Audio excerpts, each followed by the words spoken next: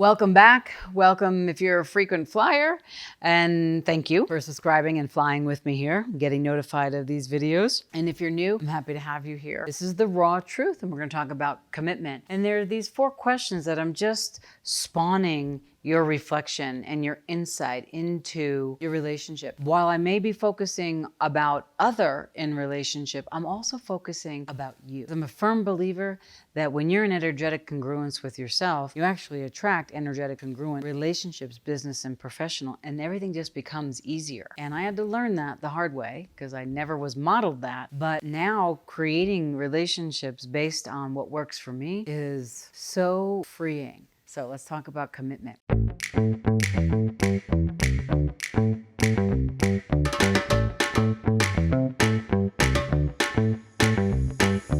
What does commitment in relationship mean to you? You know, at first, I used to get this years and years and years ago, decades ago actually, I used to get this kind of sick pit in my gut when I think about commitment. It'd be like, what gets brought up for you? It's like jail, lifetime, boring, stuck. And my father always felt that way. So I heard that a lot from him. But then I started realizing that, well, what if I like going to the gym and I go and exercise or, dance class or kickboxing or walking or something like that or running. And I want to do that regularly to keep my body in shape. Isn't that a commitment? Why doesn't that feel boring or like I'm locked into something?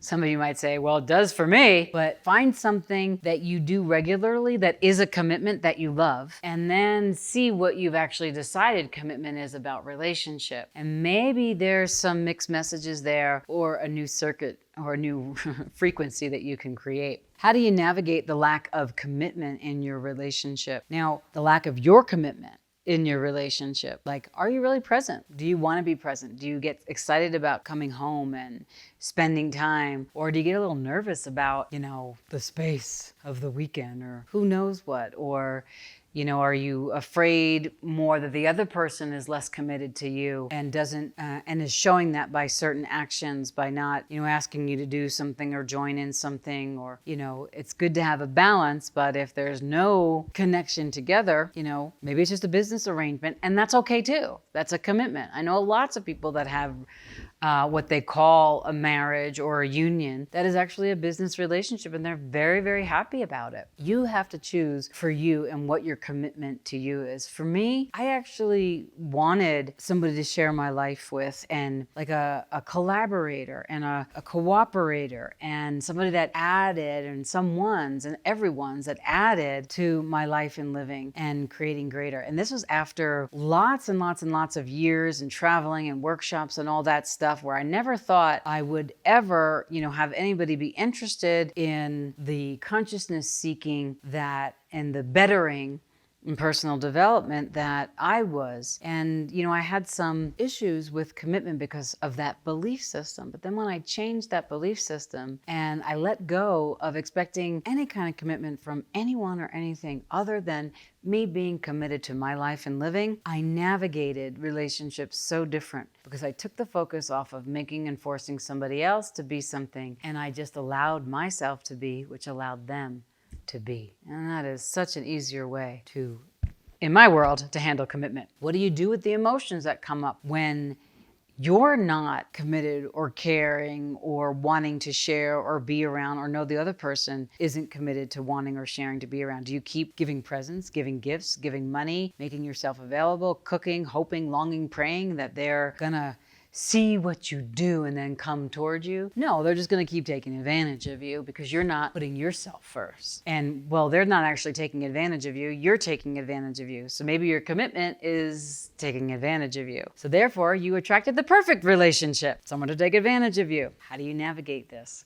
And how do you have those hard conversations about commitment with your partner? I'm a firm believer with talking to a trusted advisor and then getting right with yourself and clear so you don't vomit on somebody else, your issues, and then coming to the person or situations that you're dealing with regarding commitment or lack thereof. I always find that the desire in communicating regarding commitment is really for a win-win, not for a lose-lose. And how do you handle that?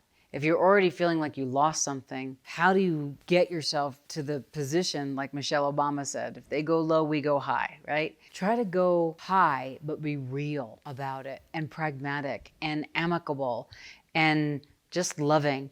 And as long as I say this, if you put your head on the pillow at night and you don't have to go over something during your day, you done good. And that means you stayed with yourself. And that's the best commitment, I think, in relationship we can all have. And that makes your other beloved come toward you too, a lot of times, in their commitment. It's much more attractive to be that space than demanding and commanding with another person. Be demanding and commanding with you about how you wish to be in your commitments. Feel free to let me know anything that got brought up from this. What are your thoughts about commitment? How do you see it? What can you do different? What will you do different now? Again, like, subscribe, hit the bell, get notified for the next video.